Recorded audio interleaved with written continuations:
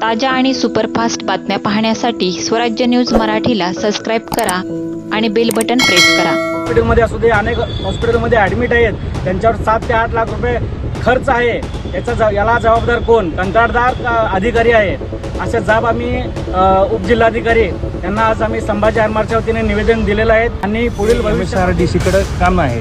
त्यांचं स्वतःचं सोलापूरमध्ये ऑफिस नाही आहे आणि ते मक्तेदार कुठला आहे, काय आहे, ते कोण येतात का नाही, कसं काम चालू आहे, कशाचे कोण निगा राखत नाही, सगळा अंधाधुंद कारभार आहे। त्या कारभारापायी आज आम्ही सध्याला अक्षरा हॉस्पिटलमध्ये ॲडमिट आहेत।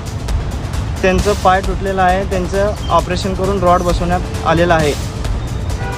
मी गोडगी रोड येथे सुरू असलेल्या सिमेंट रस्त्याचे कामामुळे अनेक लोकांचे अपघात तिथे झालेले आहेत। कोणत्याही उपाययोजना तिथे करण्यात आलेली नाही आहे। कोणत्या प्रकारचे फलक तिथे नाही आहेत, रात्रीची लाईट नाही आहे आणि अत्यंत लोकवस्ती असलेला हा तो भाग आहे।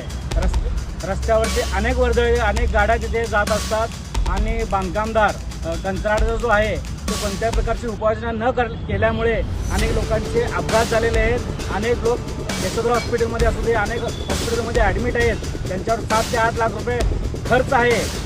याला जबाबदार कोण? कंत्राटदार का अधिकारी आहे? असे जाब आम्ही उपजिल्हाधिकारी यांना आज आम्ही संभाजी आरमारच्या वतीने निवेदन दिलेलं आहे आणि पुढील भविष्यामध्ये एकही अपघात होता कामा नये अशी उपाययोजना करावी, अन्यथा संभाजी आरमारला तेथील सर्व नागरिकांच्या समवेत उग्र आंदोलन छेडावं लागेल। चौक ते होडगी रोड हा नवीन रस्ता काही कारणास्तव पहिलं डांबरीकरण असताना देखील, चांगला रस्ता असताना देखील इथे सध्या सिमेंटचे रस्ते होत आहेत। त्यासाठी त्या रस्त्याच्या कडेने कुठलाही फलक लावलेला नाही, काही केलं त्यांनी निगा राखलेली नाही आहे। एक सिंगल साईड फक्त चालू असताना तिथे सध्या भरपूर प्रकारे अपघात होत आहेत। या अपघातामध्ये एक दोघांनी स्वतःचे हात घालवलेले आहेत, एकाने पाय घालवलेला आहे। सध्या एक जण यशोधरामध्ये ॲडमिट आहे। तर अशा परिस्थितीमध्ये काम असताना आम्ही कलेक्टर साहेबांना आज निवेदन द्यायला आलो होतो।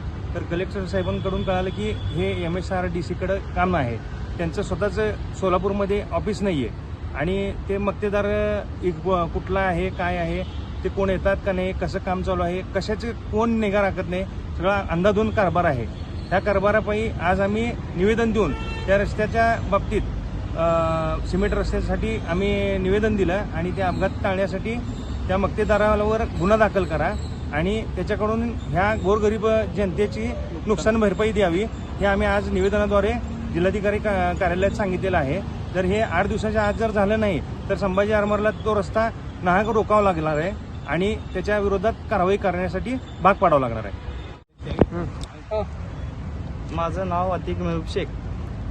विमानतळावरून आसरापर्यंत जे रोडचं काम चालू आहे त्या संदर्भात मी बोलतो, कारण की आमचे वडील रात्री 11 वाजता ड्युटीला जाताना भारतमाता नगर येथील ॲक्सिडेंट झाले।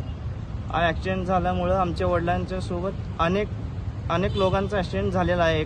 8-10 दिवसात कमीत कमी 7-8 लोकांचा ॲक्सिडेंट झालेला आहे। मी म्हणतो की आमच्या वडिलांचं असं झाल्यामुळं दुसऱ्याचं होऊ नये, कारण की आमचे वडील आता सध्याला अक्षरा हॉस्पिटलमध्ये ॲडमिट आहेत। त्यांचं पाय तुटलेलं आहे, त्यांचं ऑपरेशन करून रॉड बसवण्यात आलेलं आहे।